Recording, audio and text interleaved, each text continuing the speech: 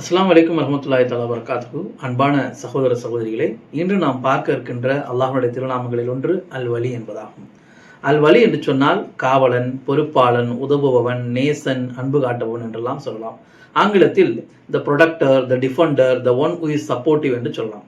அல் குர்ஆனிலே சூரத்துல் பக்ராவிலே 257வது வசனத்தில் அல்லாஹ் இவ்வாறு குறிப்பிடுகிறான், அல்லாஹு வலியுல்லதீன ஆமனு யுஹ்ரிஜுஹும் மினல் லுலுமாதி இலன் நூர். இறைநம்பிக்கை கொண்டவருக்கு பாதுகாப்பு அளித்து உதவுபவன் அல்லாஹ்தான். அவன் அவர்களை இருள்களிலிருந்து வெளியேற்றி ஒளியின் பக்கம் கொண்டு வருகின்றான்.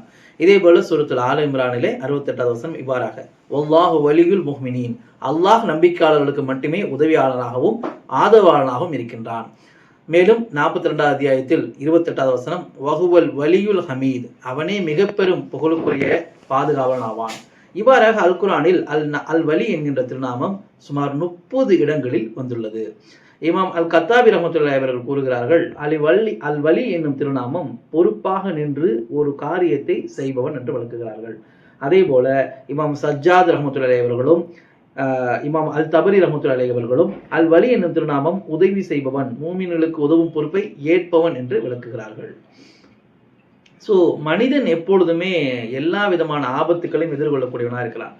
அவன் நடந்தால் ஆபத்து, நின்றால் ஆபத்து, அவன் பயணித்தால் ஆபத்து, விமானத்தில் பறந்தால் ஆபத்து, கடலில் மிதந்தால் ஆபத்துன்னு சொல்லிட்டு அவனை சுற்றி எல்லா விதமான ஆபத்துகளும் இருக்கும்.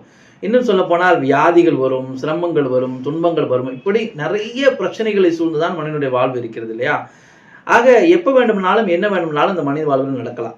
ஆக எல்லா ஆபத்துகளிலிருந்தும் மனிதனை பாதுகாப்பவன் யார்?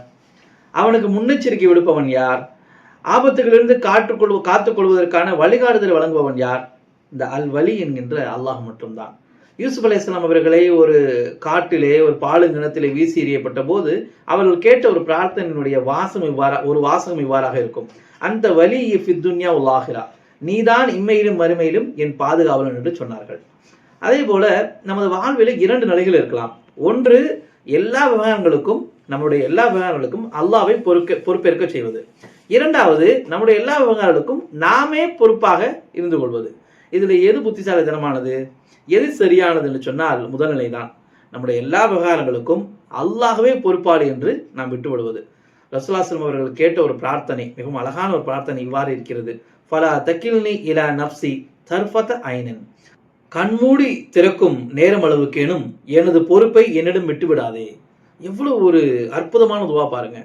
அல்லாஹ்வுடைய பொறுப்பை விட்டு கண் இமைக்கும் நேரம் கூட நம்ம கையில அதை கொடுத்துடக்கூடாதுன்னு சொல்லிட்டு ரசூலுல்லாஹி ஸல்லல்லாஹு அலைஹி வஸல்லம் கேட்ட பிரார்த்தனை இது. அல்லாஹ் நம்பிக்கை கொண்டோரையும் அல்லாஹ் நம்பிக்கை கொள்ளாதையும் எல்லாரையும் அல்லாஹ் தஆலா, அந்த உலகத்தில் இருக்கிற எல்லா ஜீவராசிகளையும் அல்லாஹ் தஆலா பாதுகாக்கிறான் இல்லையா? அல்லாஹ் மிகப்பெரிய கருணையாளன் இல்லையா? மேலும் அல் வலி என்னும் திருநாமத்தோடு மிக நெருக்கமான சில அடுத்த திருநாமங்களும் இருக்கின்றன. எக்ஸாம்பிள் பார்த்தோம்னு சொன்னா அல் மௌலா, அதாவது உண்மையான பாதுகாவலன், எஜமானன், நெருங்கிய உதவியாளன், நேசன் என்று சொல்லலாம்.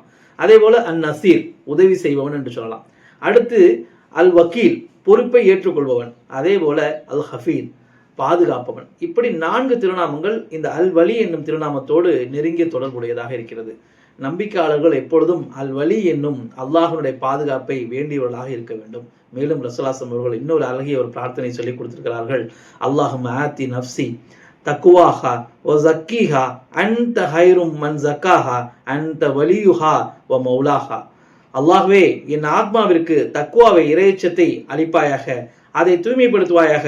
அதை தூய்மைப்படுத்துவோரில் சிறந்தவன் நீயே அதன் பாதுகாவலனும் அதற்குரிய அதிபதியுமாக இருக்கின்றாய்.